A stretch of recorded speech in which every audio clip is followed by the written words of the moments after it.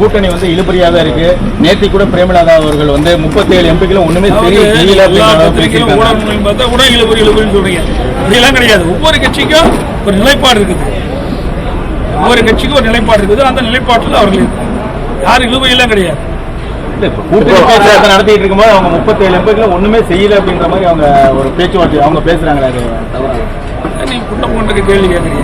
அதெல்லாம் இல்ல. அதாவது நல்லா நீங்க கேள்வி கேட்கறதுக்கு தயாரா இருக்கு. நான் பதில் சொல்றதுக்கு நான் தயாரா இருக்கேன்.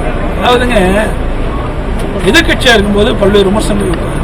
கூட்டணி அமைக்கின்ற பொழுதுதான் ஒருமித்த கருத்து ஏற்படும். இன்னைக்கு திராவிட முன்னேற்ற கழகம் இருக்குது. அந்த தலைமையில் அமைக்கப்பட்ட கூட்டணியில வைகோ இருக்கு. எந்த அளவுக்கு திமுக வசப்படுறாரு உங்களுக்கு தெரியுமா? எந்த அளவுக்கு புகழ்ந்து பேசுறாரு.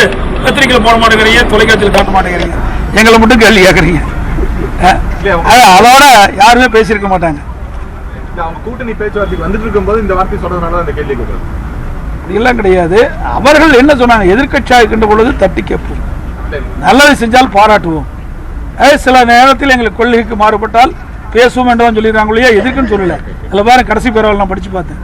நல்லதே வரவேற்போம் அப்படின்னு சொல்லியிருக்கிறாங்க. அதனால இது நாடாளுமன்ற தேர்தல், இது வந்து சட்டமன்ற தேர்தல் கிடையாது. இது மத்தியிலே ஆட்சியில் யார் வர வேண்டும் என்பதற்காக அமைக்கப்பட்ட தேர்தல். அதே அந்த தேர்தலில் எங்களை பொறுத்த வரைக்கும் எங்களுடைய கூட்டணி அமைக்கின்ற நோக்கமே, இந்தியா மிகப்பெரிய ஜனநாயக நாடு, 130 கோடி மக்கள் கொண்ட மிகப்பெரிய நாடு. இந்த நாட்டிற்கு பிரதமராக வரீங்க ஒரு வலிமையான திறமையான அனுபவமிக்க ஒருவர் பதவி ஏற்கணும். அதே எங்களுடைய நோக்கம்.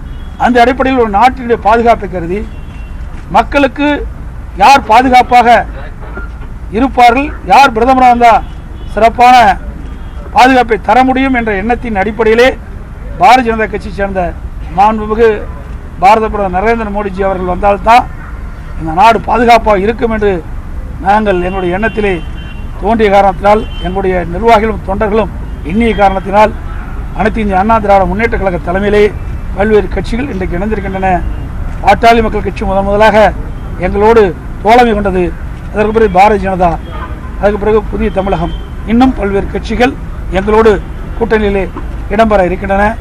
அனைத்து இந்திய அண்ணா திராவிட முன்னேற்ற கழக தலைமையிலே மிகப்பெரிய மெகா கூட்டணி அமைத்து நாடாளுமன்ற பொதுத் தேர்தலிலே அதிக இடங்களில் நாங்கள் வெற்றி பெறுவோம்.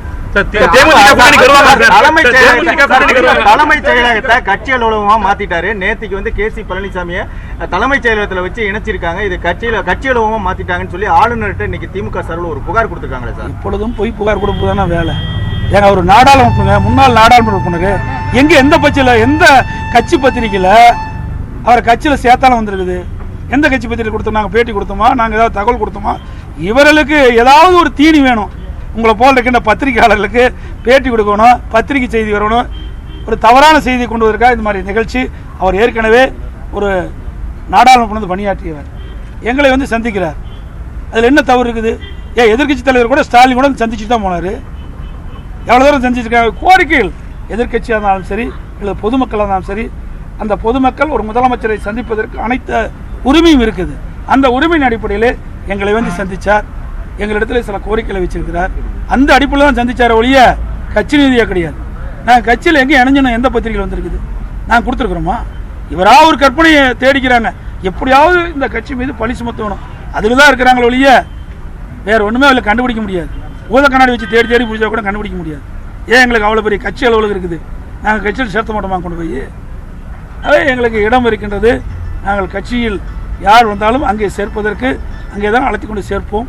அதில் எந்த வித மாறுபட்ட கருத்து அவர் தவறான கருத்தை செஞ்சிருக்கிறார். அதாவது நாங்கள் தான் சொல்கிறோமே, இன்னும் சில கட்சிகள் எங்களோடு வந்து அணிய இருக்கிறாங்க. அதில் எந்த மாறுபட்ட கருத்து கிடையாது. அவர் தான் ஏற்கனவே அந்த நம்முடைய தேமுதிகவுடைய பொறுப்பாளர் சுதீஷ் அவர்கள் அழகாக சொல்லிக்கின்றார். உங்களுடைய பத்திரிகையிலையும் உங்கள் கூடத்தில் நானும் பார்த்தேன். அதுதான் சார், தேமுதிக கூட்டணி சேர முடியாம திமுக வந்து வியோகம் வைக்க நினைக்கிறீங்களா? இது தேவையில்லாத கேள்வி. அது அவையில் தான் கேட்டுக்கிறாங்க. 7 பேர் விடுதலை செய்யணும்னு சொல்லி இன்னைக்கு மனித சங்கிலி போராட்டம் கூட நடத்துறாங்க. அதாவது எங்களுக்கு என்ன அதிகாரம் இருக்குதோ அந்த அதிகாரத்தின்படி நாங்கள் செயல்பட்டு விட்டோம். இன்றைக்கு எண்ணி பாருங்க, எவ்வளோ நாள் அவர்கள் சிறையில் இருக்கிறாங்க. திராவிட முன்னேற்ற கழக ஆட்சி இருந்தது. எப்போதாவது அவர்கள் வந்து வரவல் விட்டுறதுக்கு முயற்சி செஞ்சாங்களா? வரவல் விட்டாங்களா? நாங்கள் தான் வந்து அப்படி உடல்நலை கருதி வரவல் விட்டோம். அதே போல் அவர்கள் விடுதலை செய்ய வேண்டும் என்று அமைச்சரவை கூட்டி ஒருமனதாக முடிவேற்று நாங்கள் மேலக ஆளுநருக்கு அனுப்பி வச்சோம். ஏன் திமுக அனுப்பல? அவள் ஆட்சியில் இருந்தாங்கல்ல. அவள் அமைச்சரவை கூட்டத்தில் மறைந்த முன்னாள் முதலமைச்சர் கருணாநிதி அவர்கள் என்ன எழுதி வச்சிருக்காருன்னு என்னால் சொல்ல முடியும். மறைஞ்ச காரணத்தினால சொல்ல நான் வாய்ப்பு இல்லை. அதில் என்ன எழுதியிருக்காருன்னு ஒரு காலகட்டத்தில் நான் வரும்போது சொல்கிறேன். ஏன்னா அது என்னவோ பேசிகிட்டு இருக்கிறேன், எங்களுக்கு ஒன்றும் தெரியாதுன்னு. ஆக அவர்கள் வந்து இவருடைய விடுதலைக்காக எந்த சிரத்தையும் எடுக்கவில்லை. அதுக்கு மாறாக அந்த அமைச்சரவையில் சில முடிவுகளை எடுத்திருக்கிறாங்க. அது ரெக்கார்ட்லேயே இருக்குது. அமைச்சரவை கூட்டத்திலே பதிவு செஞ்சுருக்கிறாங்க. ஒருவரை மட்டும் விடுதலை செய்ய வேண்டும் என்று அந்த அமைச்சரவை கூட்டத்திலே முடிவு எடுத்து அதை கைப்பட எழுதியிருக்கிறார் மறைந்த திராவிட முன்னேற்ற கழகத்தினுடைய தலைவர் முதலமைச்சராக இருந்த காலகட்டத்திலே. எங்களை பற்றி பேசுவதற்கு எந்தவித அருகதையும் தகுதியும் அவர்கள் கிடையாது. நாங்கள் மனப்பூர்வமாக அவளை விடுதலை செய்ய வேண்டும் என்று கருதி நாங்கள் அமைச்சரவையில் முடிவு பண்ணி அவள் விடுதலை செய்வதற்காக ஒருமனதாக முடிவு செய்ய அமைச்சர் கூட்டத்திலே நிறைவேற்றி மேலக ஆளுநருக்கு அனுப்பி வச்சிருக்கோம். அதே போல் அவள் உடல்நிலை சரியில்லாத பொழுது எங்களுடைய அவருடைய தாயார் இடத்திலே மனு கொடுத்த பொழுது அவருக்கு பரவல் விட்டோம். மீண்டும் அதை எக்ஸ்டென்ஷன் பண்ணணும்னு சொன்னாங்க. அதையும் நாங்கள் கொடுத்தோம். ஆகவே நாங்கள் அவளுக்கு உதவி செய்து கொண்டிருக்கின்றோம். வேண்டுமென்றே சில பேர் அரசியல் ஆதாயம் தேடுவதற்காக கீழ்த்தரமான அரசு செய்கிறார்கள். அனுமதி மறுக்கப்பட்டிருக்கு சார். சேலம் மாநகரத்திலே 7 பேர் விடுதலை தொடர்பாக. அதாவது நல்லா நீங்க தெரிஞ்சுக்கணும். வேணுமென்னே திட்டமிட்டு செய்யறாங்க. யாரு செய்யறா? மனித சங்கிலி சொல்லுங்க பாருங்க. யார் செய்யறா அதை சொல்லுங்க.